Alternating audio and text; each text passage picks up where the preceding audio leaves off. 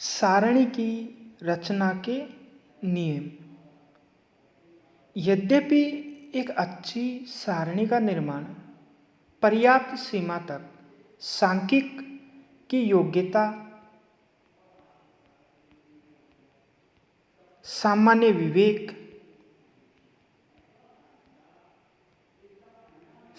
विवेक और अनुभव पर निर्भर होता है, लेकिन फिर भी सारणियाँ बनाते समय कुछ नियमों एवं सावधानियों को ध्यान में रखना जरूरी होता है। सबसे पहले हम देखते हैं शीर्षक।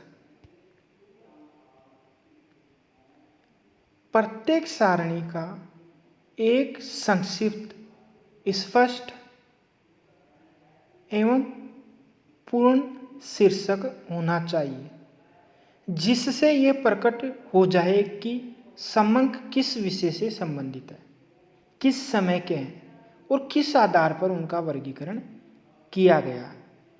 इसलिए सारणी की रचना से संबंधित जो नियम है, उनमें सबसे पहले आता है शीर्षक का ध्यान रखना। दूसरा है खाने व पंक्तियाँ। खानों व पंक्तियों की संख्या, प्रस्तुत सामग्री तथा सारणियन के उद्देश्य को ध्यान में रखकर पहले से ही निश्चित कर लेनी चाहिए।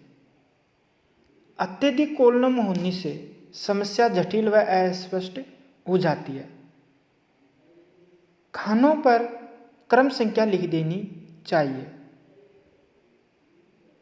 उनके शीर्षक स्पष्ट व संक्षिप्त होने चाहिए और उनमें माप, एकक एवं सन्निकट किए गए समंकों के स्थानीय मान का भी उल्लेख होना चाहिए।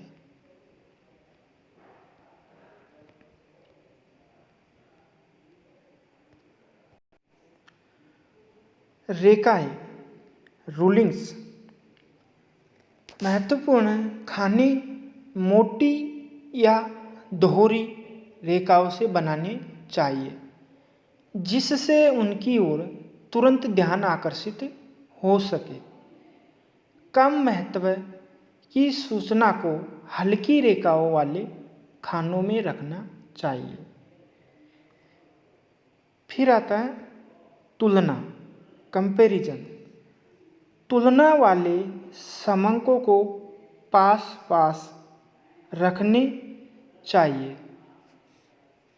जिससे कि समंकों की तुलना आसानी से हो जाए। पांचवी जो चीज़ ध्यान में रखनी होती है वो है व्युत्पन्न समंकों से संबंधित। प्रतिशत, अनुपात, गुणांक, माध्य आदि व्युत्पन्न समंकों को मूल समंकों के पास वाले खाने में ही रखना चाहिए। फिर है पदों की व्यवस्था, अरेंजमेंट ऑफ आइटम्स। सारणियों में विभिन्न पद महत्व, आकार, वर्णमाला, स्थान या समय के अनुसार व्यवस्थित करने चाहिए। अनेक गुण वाली सारणियों में ऐसे गुण वाले समंकों को पहले रखा जाता है जिनको कई वर्गों में विभक्त किया जा सके। कम वर्गों वाले गुणों को बाद के खानों में प्रस्तुत किया जाता है।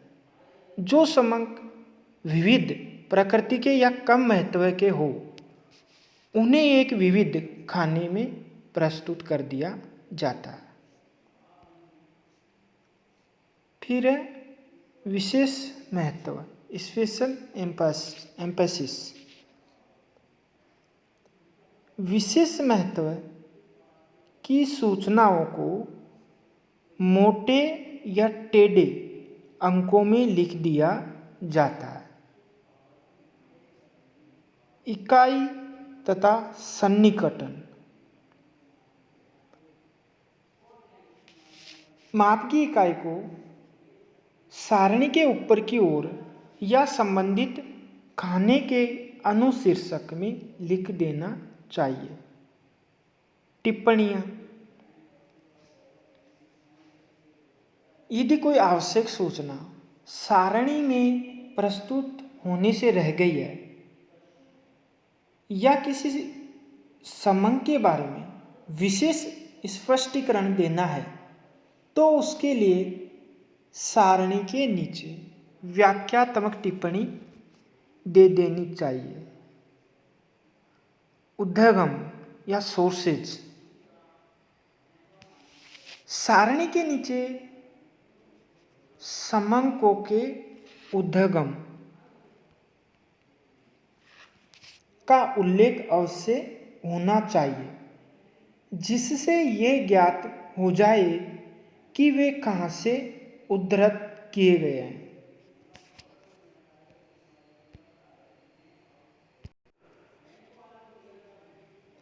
योग। सारणियों में योग व अंतर्योग का आयोजन इस प्रकार किया जाना चाहिए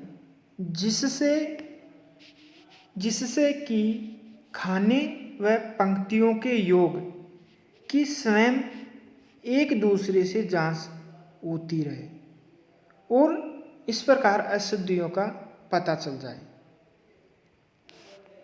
सामान्य नियम।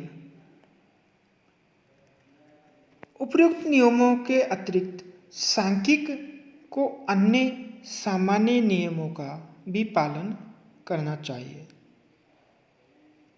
सारणी का आकार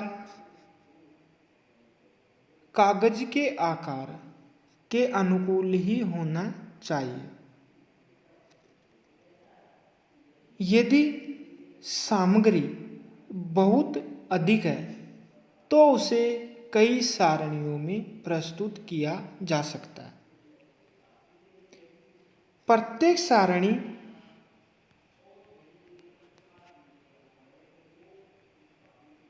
पूर्ण होनी चाहिए और सरल, स्पष्ट, बुद्धिगम्य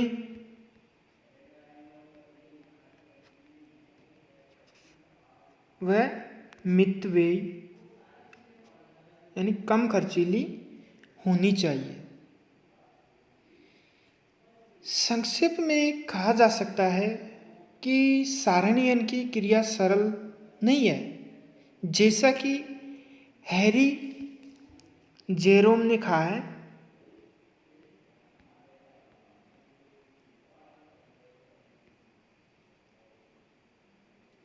हैरी जेरोम के अनुसार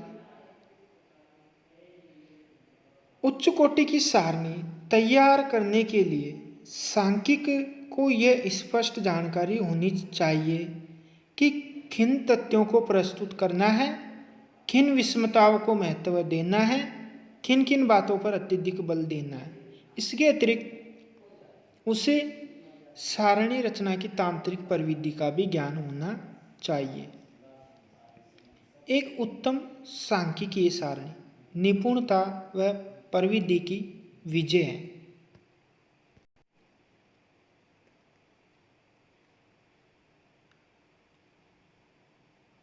और स्पष्ट रूप से प्रस्तुत अधिकतम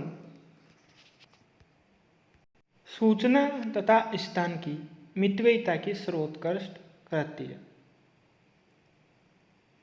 इस प्रकार कहा जा सकता है कि एक उत्तम सारणी का निर्माण सांख्यिक की निपुणता, विवेक शक्ति और अनुभव पर निर्भर होता है।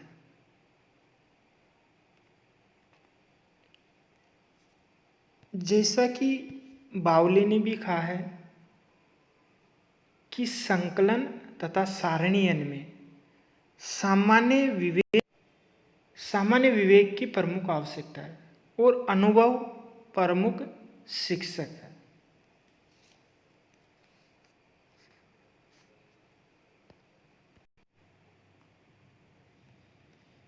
इस तरीके से हमने सारणी की रचना के नियमों एवं सावधानियों का अध्ययन किया।